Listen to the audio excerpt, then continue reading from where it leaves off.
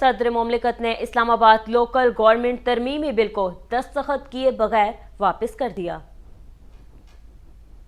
ایوان صدر کی جانب سے جاری بیان میں کہا گیا کہ بل سے بلدیاتی انتخابات میں مزید تاخیر ہوگی۔ وفاقی حکومت کی عجلت میں اٹھائے گئے اقدامات کے نتیجے میں انتخابی عمل میں 2 بار تاخیر ہوئی، جو جمہوریت کے لیے مثبت نہیں۔ صدر مملکت نے کہا کہ وفاقی حکومت کے غلط اقدامات کی وجہ سے اسلام آباد میں انتخابات نہیں ہو سکے۔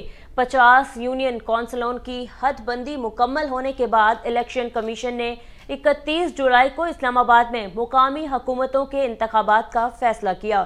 پولنگ کی تاریخ کے اعلان کے باوجود وفاقی حکومت نے یونین کونسلوں کی تعداد 50 سے بڑھا کر 101 کر دی۔ ایوان صدر نے کہا کہ موجودہ بل کا سیکشن 2 اسلام آباد میں 125 یونین کونسلوں کا ذکر کرتا ہے۔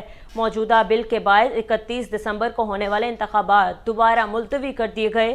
موجودہ بل کے سیکشن 3 کے مطابق انتخابات کے شیڈول کے اعلان کے بعد میئر اور ڈپٹی میئر کے انتخابات کا طریقہ تبدیل کر دیا گیا۔